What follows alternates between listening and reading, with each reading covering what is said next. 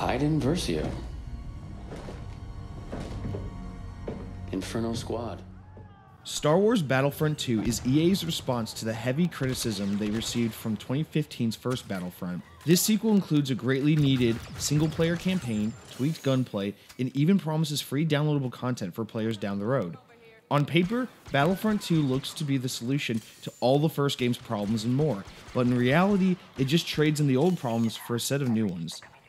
While in some ways a vast improvement over the original, Star Wars Battlefront II suffers from a convoluted campaign story and unfair multiplayer progression.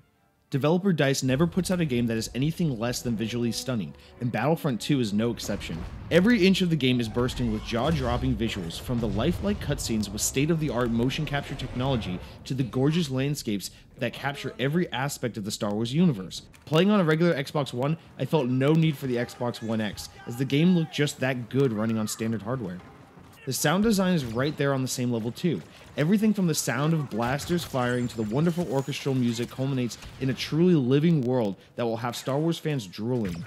If you've played the first Battlefront, you're probably already familiar with what I'm talking about, but Battlefront 2 takes the ball and carries it even further, making it look and sound like an absolute marvel. The best part of having faithful and beautiful visuals and sound design is that Battlefront 2 features a campaign for the first time. The story takes place between the events of Return of the Jedi and The Force Awakens, and focuses on Iden Versio, captain of Inferno Squad, as the Galactic Empire reaches its demise in the face of the Rebel Alliance. What makes this story truly special is that it attempts to humanize the Empire, which, until now, has always been portrayed simply as the bad guys. The three members of Inferno Squad are interesting, and the first couple of missions actually generate some remorse for the Empire that I had never experienced in all my years as a Star Wars fan. Unfortunately, the captivating story of Inferno Squad is short-lived, as after the first handful of missions are completed, the story loses focus and turns into Star Wars greatest hits.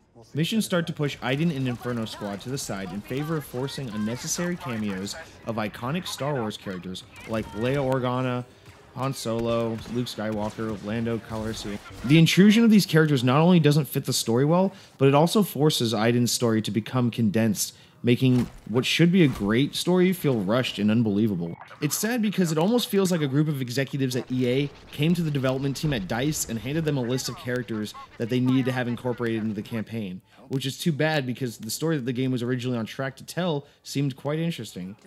In the end, the story feels disingenuous and forced, and the pacing makes the characters' actions seem unjustified. Gameplay-wise, the campaign is a lot of fun. It's clear that the campaign was built around multiplayer, which is the game's main attraction, but the development team still managed to do a great job for making each level feel unique to the plot and interesting to explore. However, crafting a story mode around a multiplayer game does make for some aspects to feel a little odd. For example, you can't pick up an enemy weapon, presumably because this isn't part of the multiplayer. But it's a little awkward in a modern shooter to not be able to take fallen enemy weapons. The campaign also features a loadout system that is eerily similar to the multiplayer's. The only way to customize a character's weapons and abilities is to find loadout crates scattered throughout the levels. This doesn't really hinder the experience all that much, but it is a little bit odd of a design choice. Space combat missions are prevalent throughout the 5-hour campaign, which made me feel like I spent just as much time flying as I did on foot. I usually tend to not like this kind of gameplay, but the controls are really intuitive, making flight combat easy, even for more novice players. That said, there's still one or two more space combat missions than I would have liked to have played. For the most part, the campaign is a good time. There's a promising story that unfortunately doesn't get fleshed out well, but it's still a fun ride from start to finish. Multiplayer is where the game gets a little more shaky. Among the 11 maps and 5 game modes is a decent variety of ways to play. Gunplay has been readjusted and shooting feels more satisfying than ever before. Tons of customizable options are available for each fighting class, vehicle class, and even heroes. Aside from your overall level, you'll be able to level up individual classes and then unlock new abilities and boosts, as well as upgrade your existing weapons. Again, on paper, everything sounds great, but the execution results in a pretty convoluted and tedious progression system. Credits are earned through gameplay and can be used towards the purchase of crates. At the time of writing this review, EA has temporarily disabled all in-game purchases that can be made with real money, so throughout my time playing, credits were the only way I could purchase crates. However, theoretically, players would be able to skip the process of playing matches altogether and be able to use real currency to purchase crates, giving somewhat of an unfair advantage to players that are unlocking items through the normal route of simply playing matches. The crates contain everything from new star cards, which are used for boosting and upgrading your classes, to new weapons, emotes and victory poses for your character, vehicles, and crafting parts, which can be used for upgrading weapons. When EA announced this overwhelming progression system, players were quite furious, as many saw it as a pay-to-win system. After spending hours online in Battlefront 2, I can confidently say that I did feel like I encountered scenarios where I was simply underpowered due to the fact that I didn't have enough things unlocked. Those that pre-ordered the deluxe edition of the game, or were playing earlier before the game was even fully released, were able to get their hands on some pretty lucrative crates, and as a result, many newer players like myself were at a severe disadvantage. I don't want to get too into the weeds with how EA should have done things differently, or how the in-game purchases are a poor business practice.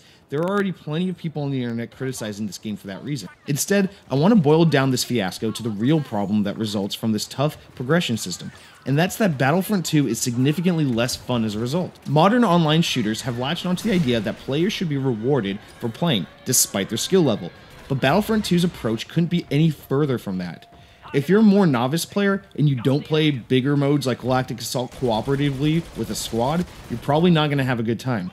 In DICE's defense, this is largely the type of game they've always been well known for making, but it's still a disappointment seeing as Star Wars is the most beloved thing in pop culture, so naturally this game will entice players from a wide range of skills. It's just too bad that Battlefront 2 favors hardcore players and skilled players over everyone else. The more challenging nature of gameplay leads to a significantly less rewarding progression system for most players, and that's pretty frustrating when considering how difficult it is in the first place to unlock new abilities and items. Crates aren't always going to get you what you want. For example, you may receive doubles of the same card or unlock something for your heavy class when you're trying to earn unlocks for your assault class. This tedious and grindy approach left me not caring for what I unlocked in the end because it simply didn't seem worth the effort. Lastly, there are the heroes, which have been drastically changed. To play as a hero, you first have to purchase them via in-game credits, which can take a while to earn. Then you have to purchase the hero character. Then once you've purchased the hero character, you can customize their abilities and powers to the same monotonous progression system that is used for your regular character. To use a hero in-game, you'll have to earn battle points in a match. This is done by completing objectives and getting lots of kills. Unfortunately, it takes a lot of battle points to be able to use a hero, and that mostly limits them to the more skilled players. I wish DICE had taken a more Titanfall-inspired approach that offers a chance for every player to use a hero at least once per match. This is especially frustrating when considering that you have to grind so hard just to unlock the ability to use a hero in the first place. I don't mean to be completely down on the multiplayer. The maps are well designed, the mode variety offers something for everyone, and there's even an arcade mode which offers offline multiplayer against AI with up to 2 players split screen. There's a lot here. It's just unfortunate how grueling the progression system is and how much the game skews towards skilled players. In short, Star Wars Battlefront 2 is in some ways an improvement over its predecessor. Gunplay is better than ever before, the introduction of campaign is a welcomed one, despite its shortcomings, and the multiplayer offers great variety, despite its unfavorable progression system. It's hard to think fans of the first game won't find things to love about this follow-up. There really is a lot of good here. It's just too bad that EA let what should have been a huge victory for them become such a nightmare with all the paid content and the messy progression elements. I'm not done with Battlefront 2 just yet, and there is still some promising free DLC on the horizon. I just wish this game came out swinging like everyone hoped. For more on all things Star Wars Battlefront and more, stay tuned to WDW News Today.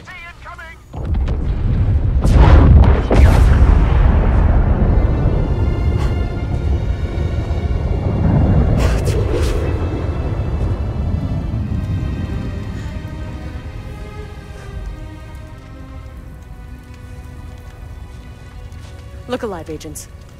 We can grieve later. Right now we need to move. On you, Commander.